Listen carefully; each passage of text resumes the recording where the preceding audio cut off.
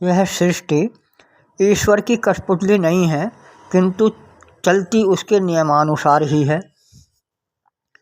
ईश्वर के नियम निश्चित हैं, निर्धारित हैं। उसे हर समय कठपुतली की डोर की तरह संसार की या हर प्राणी की डोर अपने हाथ में थामकर हिलाते रहने की, अर्थात हर समय संसार को नियंत्रित करने में लगे रहने की आवश्यकता नहीं है। जिस तरह से कोई इंजन स्टार्ट कर दिए जाने के बाद बिना किसी बाहरी शक्ति के नियंत्रण से स्वयं ही चलता रहता है, उसका हर पुर्जा अन्य पुर्जों के कार्य या निश्चित हरकत के कारण वह उनके साथ स्वयं भी निश्चित नियमानुसार हरकत करता रहता है, ठीक उसी प्रकार सारी प्रकृति नियमानुसार चलती रहती है।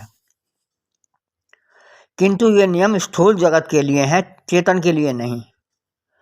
चेतन स्वयं की इच्छानुसार कार्य करने में सक्षम है, किंतु यह कार्य भी वह प्रकृति के नियमानुसार ही कर सकता है, क्योंकि होने वाला कार्य स्थूल पदार्थों से संबंध रखता है।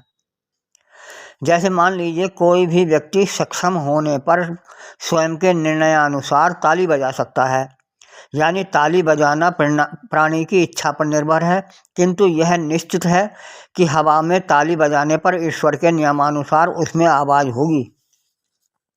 यह ईश्वर का नियम है कि किन्हीं दो वस्तुओं के हवा में टकराने पर, अर्थात हवा में कंपन होने से ध्वनि निकलती है।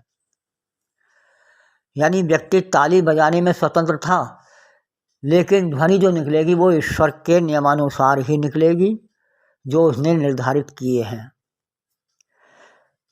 चलते हुए इंजन को रोकने के लिए उसमें बाह्य शक्ति का प्रयोग करना होगा, जैसे कि या तो उसमें प्रवाहित तेल आदि, हवा आदि को वेग को प्रभावित करना होगा, अथवा उस पर इतना दबाव डाला जाए कि वो रुक जाए, या यूँ कहिए कि उसके घूमने वाले किसी पुर्जे पर विपरीत शक्ति का प्रयोग किया जाएगा तो वो रुक जाएगा,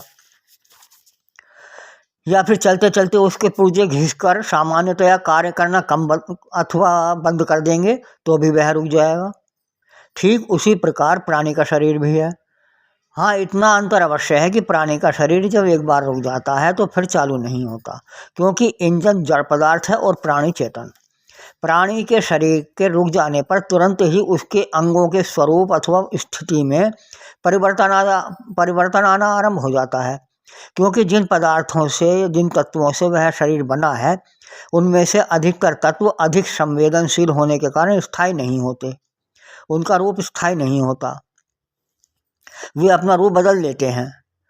हाँ, यदि इनमें से होने वाले विघटन या परिवर्तन को किसी तरह रोक लिया जाए तो शायद प्राणी को पुनः जीवित करना संभव हो सकेगा, किंतु इंजन में लगे सभी पुर्जों का कोई रूप परिवर्तन नहीं होता, अतः उसे बाहरी शक्ति द्वारा पुनः चलाया जा सकता है और चलाया जाता है।